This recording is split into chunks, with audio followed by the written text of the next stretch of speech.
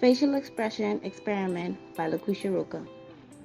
In 1924, Carney Landis, a psychology graduate at the University of Minnesota, developed an experiment to determine whether different emotions create facial expressions specific to that emotion. The aim of this experiment was to see if all people have a common expression when feeling disgust, shock, joy, and so on.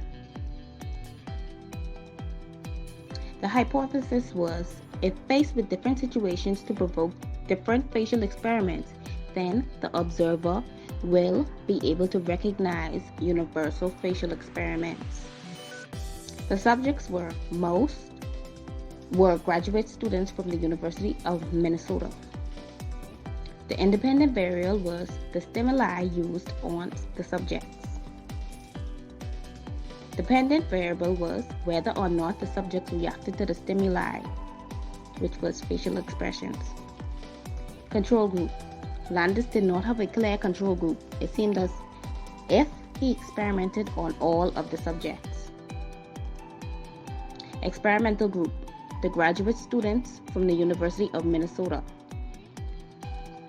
The procedure was a group of participants were first taken to a lab where they had black lines painted on their face in order to monitor their facial movements. Then they were presented with many different stimuli. These stimuli were designed to produce a strong reaction. Once they reacted, a photo would be taken of them. The many different stimuli, including watching pornography, smelling ammonia, and putting their hands into a bucket of frogs. Lastly, they were asked to chop off their head of a live rat. The results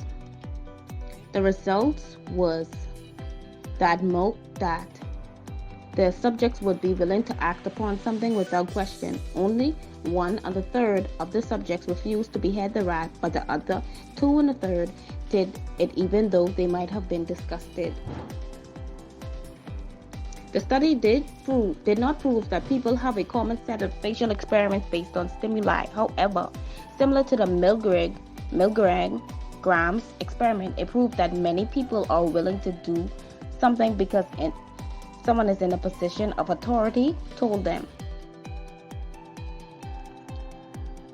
The study was unethical when it comes to animal abuse and the trauma that beheading a live created using Powtoon.